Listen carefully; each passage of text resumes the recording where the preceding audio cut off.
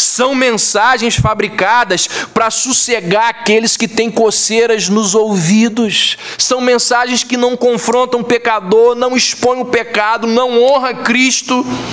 É mensagem para bode e ovelha fica sem comer.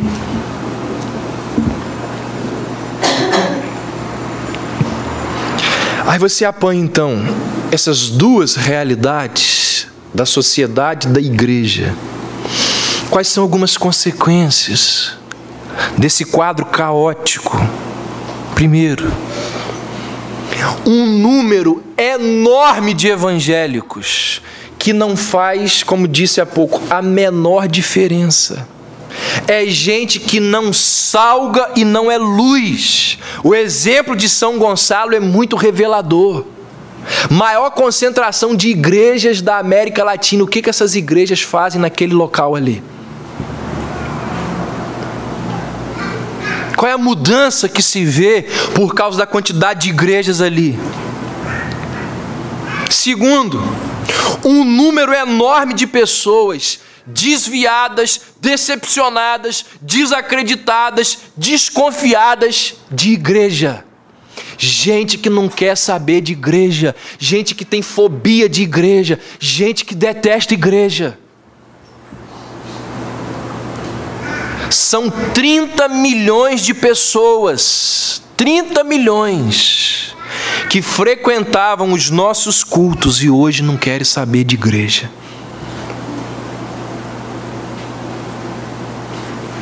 Principal queixa dessas pessoas, principal queixa: a igreja não leva a palavra de Deus a sério.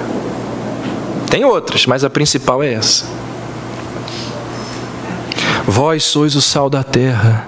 Se o sal vier a ser insípido, como lhe restaurar o sabor? Terceira consequência: grande parte desses 30 milhões, sabe qual é o destino deles? Agnosticismo. São pessoas agnósticas, que mantêm o seguinte discurso: Deus pode até existir, mas Ele não está nem aí para mim e para esse mundo, porque se a igreja é a representante de Deus na terra, eu digo que Deus não está nem aí para mim e para o mundo. Gente, quanto mais eu poderia falar aqui. Quantas situações caóticas da sociedade e da igreja, quantas coisas lamentáveis e vergonhosas existem entre os evangélicos. À medida que eu estou falando aqui, você pode ter lembrado aí de algumas coisas, e de tantas outras que eu não mencionei aqui. Isso posto, eu gostaria de trazer algumas sugestões a essas constatações e confirmações. Primeiro,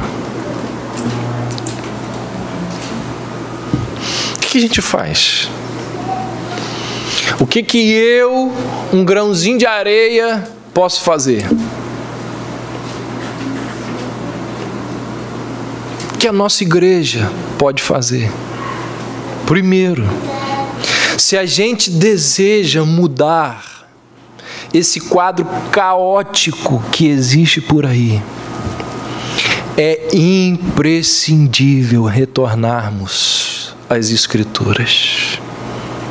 Essa semana eu terminei de preparar a quarta e última mensagem que eu vou pregar ano que vem sobre a fé reformada, e a gente vai começar falando de sola Escritura. Vamos pregar 4 vezes nesse tema. Meus irmãos, quando a gente abandona as Escrituras, a nossa vida particular dá tudo errado. A nossa vida familiar entra num caos. A sociedade fica corrompida. A igreja deixa de ser o que é. Para mudar esse quadro caótico, é imprescindível buscarmos aquilo que a Reforma Protestante defendeu como um dos seus lemas: somente a Escritura. A Aba Press fez uma pesquisa que revelou que 50,6% dos pastores nunca leram a Bíblia toda. Isso é inadmissível.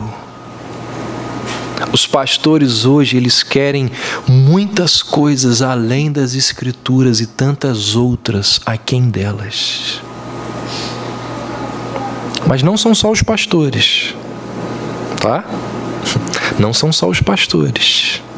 A EBD está em falência em muitos lugares, em muitas igrejas.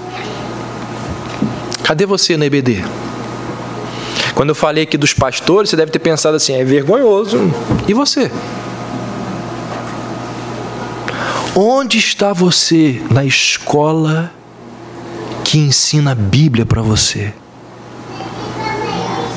Se uma mensagem bíblica dura mais de 40 minutos em alguns lugares, aliás, na maioria dos lugares, isso é um suplício. Não é possível, esse cara não para de falar. Está falando meia hora. As pessoas não aguentam mais uma mensagem que passe de 30, 35 minutos, já começa a sair.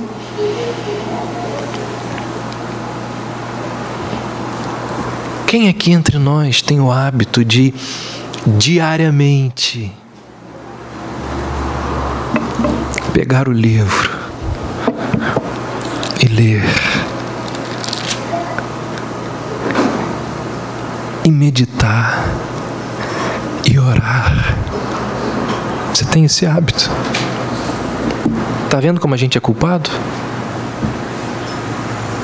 Nós estamos dentro da roda que está gerando essas coisas todas.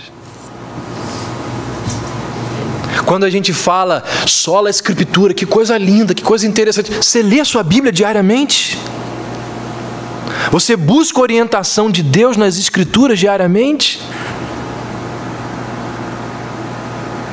Eu pergunto, você conhece a história do povo de Deus, desde o Velho Testamento, com todas as suas implicações e repercussões?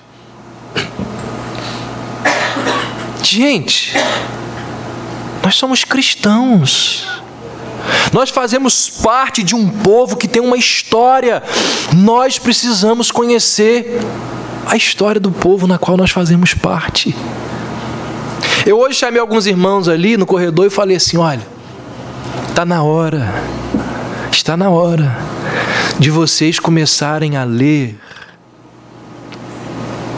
material teológico mais denso. A gente precisa saber dar respostas às pessoas que estão chegando à nossa igreja. Eu sei que essa é uma tarefa, talvez a principal pessoa responsável por isso seja eu. Mas todos nós fazemos parte dessa igreja e precisamos dar respostas. A gente conhece a Bíblia, a gente conhece a história do povo de Deus. Você conhece qual é a principal mensagem de Naum? Você sabe quem foi Naum? Você sabe qual é a principal mensagem anunciada e pregada por Sofonias, por Miqueias, por Obadias, por Joel, por Amós, por Ageu? Isso é vergonhoso. Você tem 15 anos de igreja e não sabe o que Ageu pregou? Isso é vergonhoso. Você tinha que saber isso. Você precisa ler a Bíblia. A gente precisa retornar à Bíblia. Precisa saber o que a Bíblia fala. Não pode. Membro de igreja de 2, 3 anos, o pastor manda abrir a Bíblia e fica procurando, cadê o texto? Tem que olhar no índice. Isso não é possível. Isso não é cabível. Nós precisamos conhecer as Escrituras, irmãos. Nós abandonamos a Bíblia.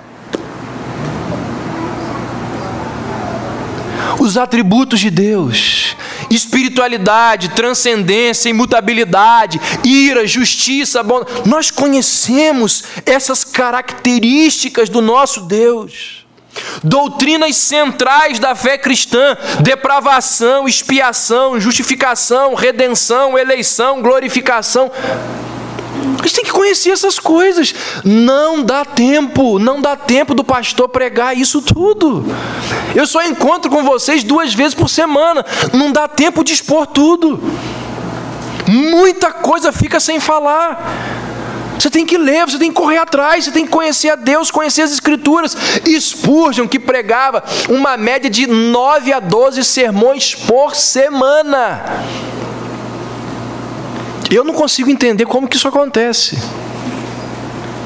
Eu luto muito para preparar 2 por semana. Ele pregava de 9 a 12 por semana e ele chegou ao fim da vida dele e disse: eu não preguei nem 40% da palavra de Deus. Eu sei disso, porque existe muita coisa e nós conhecemos, nós sabemos. Por isso que quando o testemunho de Jeová bate na nossa porta, a gente não atende, porque a gente não dá resposta, não sabe dar resposta. A gente liga para o pastor e pergunta: pastor, me ajuda nisso assim, assim. Coisas elementares da fé cristã. As Escrituras saíram do nosso hábito. Não existe mais conhecimento escriturístico da nossa parte.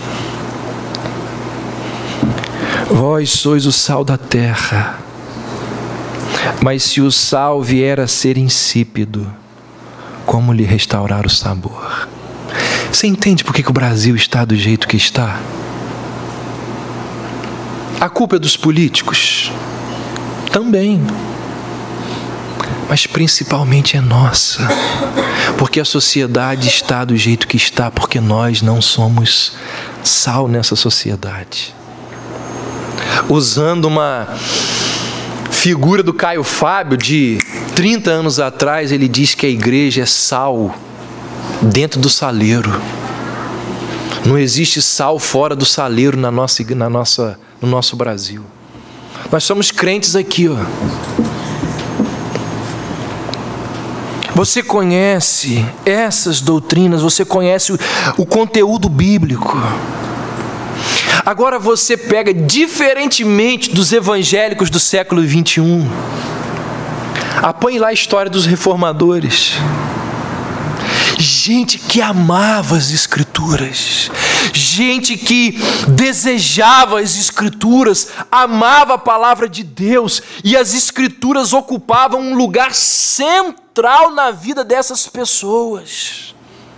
Calvino dizia que a pregação das Escrituras é o centro e a obra da igreja. Ele diz: muitas coisas podem deixar de existir, mas tem que ter pregação, e não pode nunca faltar pregação, porque esse é o principal meio de graça para o povo de Deus. Ele vai dizer assim: quando nós nos reunimos, não é para sermos entretidos com meros cânticos e sermos alimentados com o vento. Nós nos recebemos para receber alimento espiritual. A igreja precisa voltar às Escrituras, e você faz parte da igreja. Irmãos, hoje de manhã eu falei disso, pessoal que me acompanha desde lá da laje, vocês sabem disso.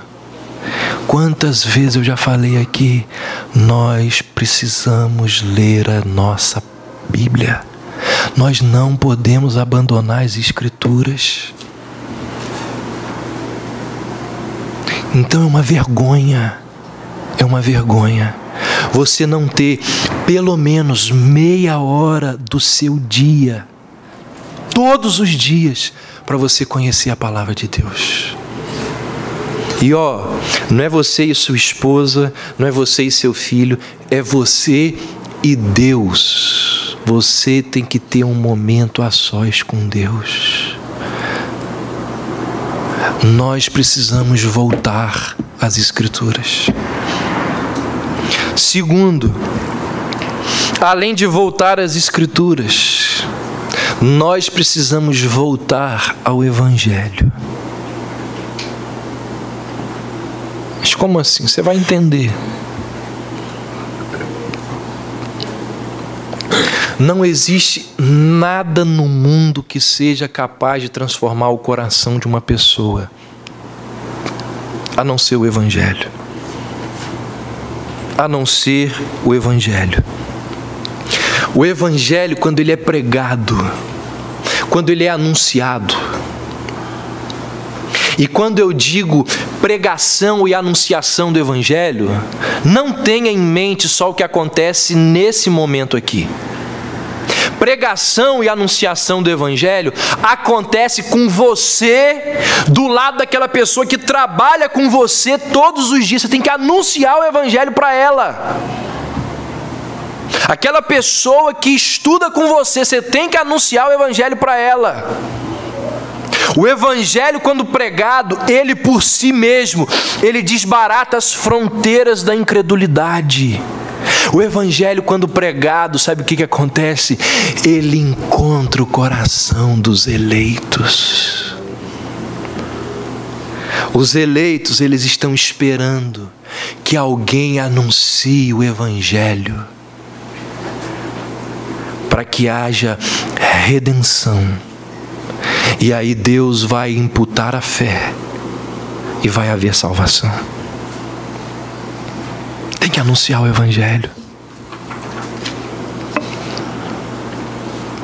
Eu mencionei aqui há pouco tempo e preciso mencionar de novo. John Newton.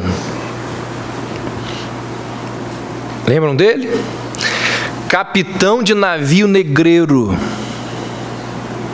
Relembro, para ser alguém que vai ocupar esse cargo, essa pessoa tem que ter lá no seu currículo de vida. Para ser capitão de navio negreiro, está lá, tem que fazer o quê? Cometer atrocidade. Ah, eu não cometo atrocidade, então você não serve para ser capitão de navio negreiro. Eu pratico maldades sem fim e sem remorso e sem culpa. Então você serve para ser capitão de navio negreiro. John Newton transportava a carga presa em grilhões nos porões dos navios. John Newton conta que ele jogou no fundo do oceano centenas de crianças,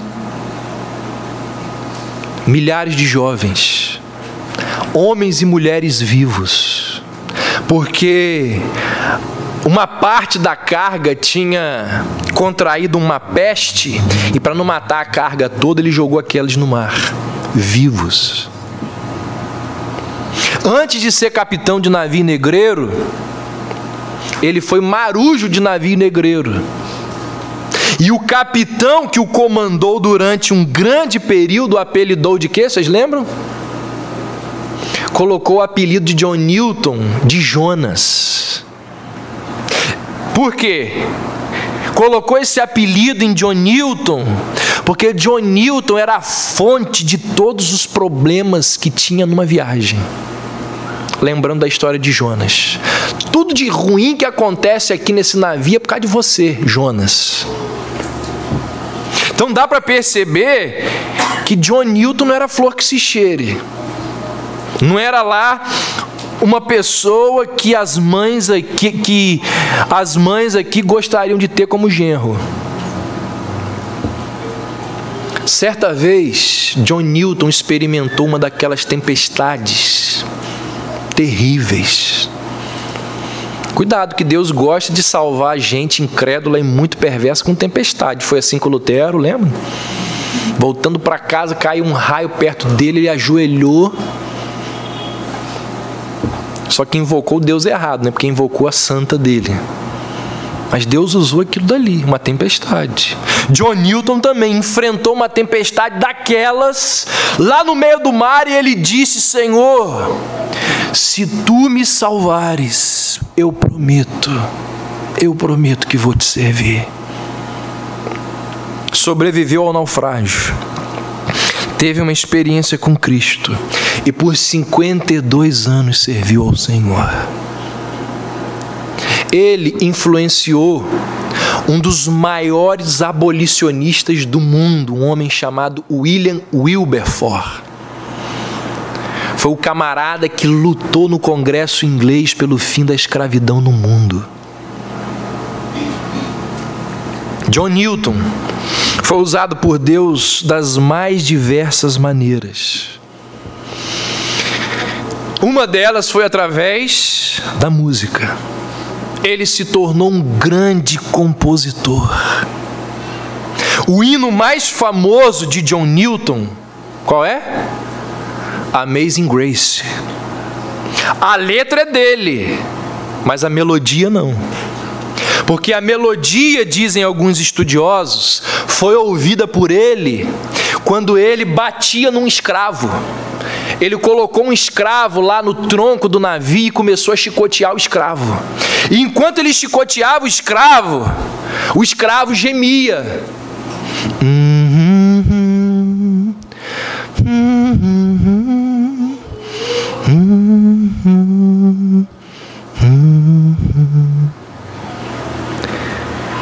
John Newton diz que aquela música, que enquanto ele chicoteava o escravo, nunca saiu da mente dele. E quando ele se converteu,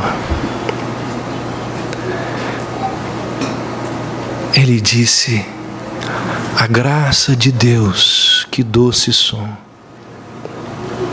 levou-me ao Salvador. Perdido era eu,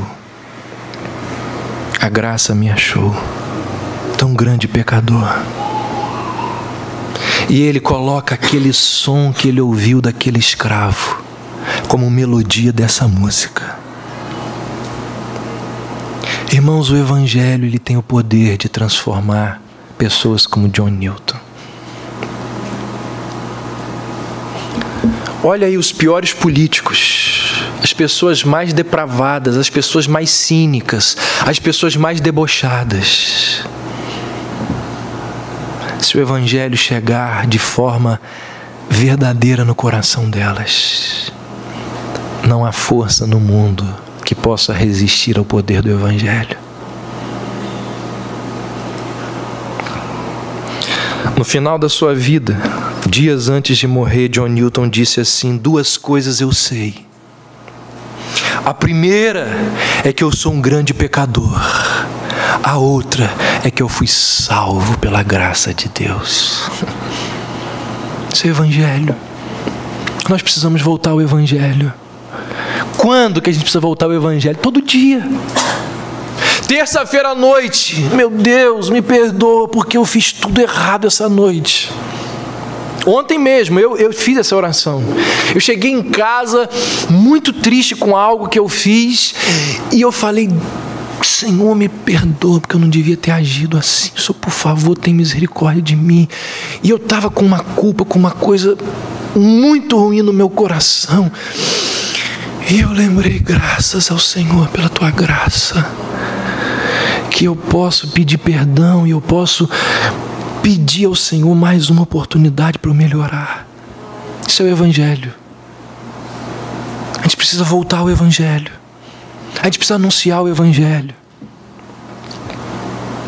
John Wesley foi ordenado ao ministério pastoral sem se converter. Isso é muito comum, sabe? Isso é muito comum. E ele foi enviado para pregar nos Estados Unidos sem nunca ter tido uma experiência com Cristo. Fracassado, ele volta para a Inglaterra e se encontra com o irmão Charles Wesley. E o irmão tinha se convertido. E aí ele vê a mudança de vida do irmão e ele vira para o irmão e diz assim: o que aconteceu? Ele diz: olha, eu não sei te explicar, eu só sei que meus olhos começaram a ver o que eu nunca vi, meus ouvidos começaram a ouvir o que eu nunca ouvi. Eu encontrei Jesus Cristo, disse ele. Até que numa quarta-feira, John Wesley foi a uma igreja anglicana e ouviu lá a pregação do Evangelho. E ele ouve a exposição bíblica de Romanos 1,17, o justo viverá pela fé. Deus gosta de falar com tempestade com esse texto aqui, porque foi o mesmo texto que foi utilizado na conversão de Lutero.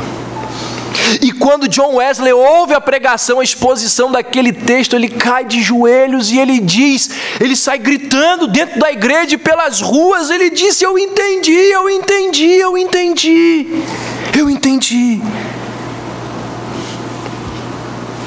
E ele fica cheio de alegria e contagiado, porque o evangelho entrou na vida dele. É por isso que eu duvido e eu fico pensando, será que realmente algumas pessoas entenderam o evangelho? E aí no domingo seguinte, ele sobe no púlpito e diz o seguinte lá na igreja, das principais igrejas de Londres. Ele diz assim: vocês sabem qual é a diferença das prostitutas que vendem os seus corpos em Londres para as mulheres que estão sentadas nesses bancos? E foi aquele silêncio, aquele constrangimento. E Wesley disse assim: não existe diferença nenhuma, são todas pecadoras e carentes da graça de Deus. O pároco, quando acabou o culto, chamou Wesley e falou assim: você ensandeceu, você enlouqueceu, como que você se dirige assim às recatadas senhoras londrinas da aristocracia? Como que você fala assim? Você não prega nunca mais nesse púlpito. E realmente ele nunca mais pregou. E graças a Deus que ele nunca mais pregou ali. Por quê? Porque ele foi para as ruas. Ele foi pregar nas ruas. E ele, junto com George Whitefield, começou a pregar para mais de 10 mil pessoas. E ali não tinha ninguém para controlá-los. Eles começaram a pregar sobre pecado, sobre arrependimento, sobre inferno, sobre mudança de vida. E diz a história que as pessoas começavam a cair no chão, não por causa do paletó ungido, mas por um profundo senso de miserabilidade dos seus pecados. As pessoas, quando ouviam eles pregar, elas caíam contridas em pecado. Existe uma história que diz que os carvoeiros, quando se dirigiam para casa, eles vinham com marcas no rosto, as marcas das lágrimas que desciam, e as pessoas diziam ao olhar para eles: isso é coisa de John Wesley Whitefield. Eles se encontraram com Wesley Whitefield antes de chegar em casa. Irmãos, nós precisamos esquecer esse negócio de autoajuda. A gente precisa voltar ao evangelho. Autoajuda, que eu tanto falo aqui, é uma coisa abrangente, mas um exemplo aqui de autoajuda. A pessoa está afastada de Deus, a pessoa está longe de Deus. Vamos ajudá-la fazendo isso e aquilo outro, porque a gente tem que entender a situação dela. A pessoa está afastada de Deus, está longe de Deus. Prega arrependimento e diz para ela assim: você é um pecador miserável, sem Deus você vai para o inferno. Arrependa-se dos seus pecados, clame a Deus por misericórdia. Isso é evangelho. O evangelho não tenta dar jeitinho. O evangelho é seco e direto, ele vai ao ponto. É diferente de autoajuda. Quando o evangelho é pregado, duas coisas acontecem. O nome de Cristo é exaltado. Pode saber disso. Quando o evangelho é pregado na sua pureza, Cristo é exaltado. E quando Cristo é exaltado, as coisas começam a mudar. Quando o evangelho é pregado e Cristo é exaltado, não há lugar para a exaltação de outras pessoas. Se você vai a um lugar que tem exaltação de fulano, de ciclano, de beltrano, vamos chamar aqui à frente fulano de tal, vamos colocar os pastores, os diáconos, os presbíteros aqui na frente. E onde fica Cristo? Quando o evangelho é pregado, isso tudo desaparece. Cristo é exaltado e os homens reconhecem os seus pecados.